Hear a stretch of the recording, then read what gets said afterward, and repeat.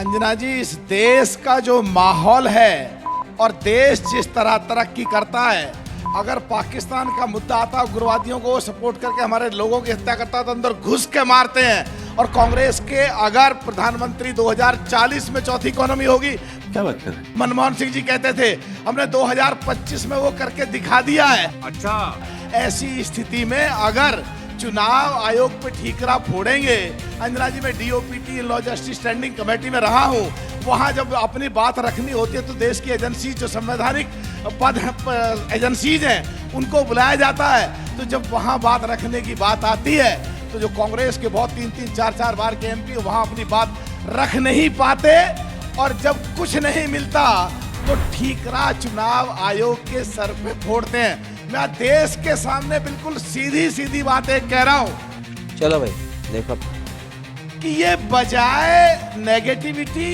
या संवैधानिक पदों के खिलाफ बोलने के बजाय अगर ये सीधा सीधा अपने गिरेबान में झांके, जो इन्होंने सो कॉल्ड इंडिया गठबंधन बनाया है और जो सबसे आसान काम है कि उसमें इकट्ठे होकर लड़ लें, तो ये देश की जनता के लिए विपक्ष की भूमिका बढ़िया कर सकते हैं। पर जो देखने को मिलता है पूरे देश में, चाहे दिल्ली हो, चाहे हरियाणा हो, चाहे राजस्थान हो, चाहे मध्य प्रदेश हो, चाहे बिहार हो, चाहे बंगाल हो, जहां भी बात आती है, ये एनडीए से तो क्या लड़ेंगे, बीजेपी से या मोदी से तो क्या लड़ेंगे, ये आपस में इकट्ठे एक होते ही नहीं है। और इन्हें बाहर दुश्मन की जरूरत ही नहीं है, इनके अंदर ही खुद अंदर दुश्मन बैठा है।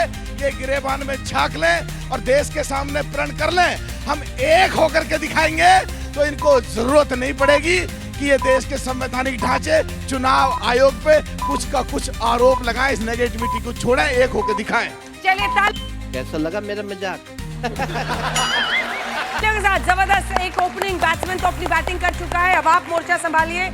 सुप्रिया शिनेट जी, इस मोशन यहाँ पर आए हुए सारे युवा जजेस और आपको और आपके माध्यम से दर्शकों को मेरा नमस्कार। हम एक लोकतंत्र हैं और लोकतंत्र की पहली शर्त है कि लोकतंत्र में सवाल पूछे जा सकते हैं। आप पूछ सकते हैं, हम पूछ सकते हैं, कोई भी लोकतंत्र में सवाल पूछ सकता है। क्या बात है सर, क्या बात है सर। और इसीलिए हमने लोकतंत्र को चुना है। असलियत यह है कि हमारे फाउंडिंग फादर्स ने हमारे कॉन्स्टिट्यूशन में हमें हक दिया है कि हम जनता जनार्दन पॉलिटिकल या एपॉलिटिकल होने के नाते भी किसी से भी सवाल पूछ सकते हैं। हम इस देश में प्रधानमंत्री से सवाल पूछ सकते हैं, उनकी डिग्री पर सवाल पूछ सकते हैं, वो इंफॉर्मेशन कमीशन को झुठला दे वो अलग बात है। हम इस देश में उत्तर प्रदेश के मुख्यमंत्री से सवाल पूछ सकते हैं, कितने लोगों की मौत हुई भगदड़ में। हम इस देश में कोरोना में ऑक्सीजन से कमी से कितने लोगों की मौत हुई। चलो भाई देखो हम इस देश में सवाल पूछ सकते हैं कि पहलगाम के आतंकी अभी कहाँ है और क्यों नहीं गिरफ्तार हुए। हम पूछ सकते हैं कि पुलवामा में इतना आरडीएक्स कहाँ से आया। हम सवाल पूछ सकते हैं कि इतने सारे लोग जो आज बेरोजगार हैं वो बेरोजगार क्यों हैं। हम सवाल पूछ सकते हैं कि पीएम केयर फंड में कौन पैसा डाला और वो पैसा कहाँ गया, इसका जवाब हमें मिलना चाहिए।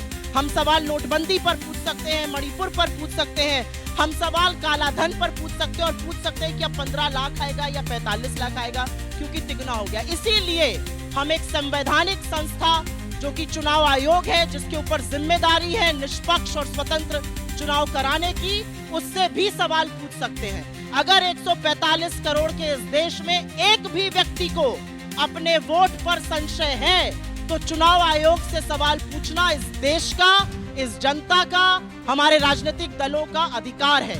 ये अलग बात है कि चुनाव आयोग 24 घंटे में नियम बनाकर आपको चुनावी दस्तावेजों से, आपको चुनाव की वीडियो रिकॉर्डिंग से, आपको फोटो से वंचित कर देता है।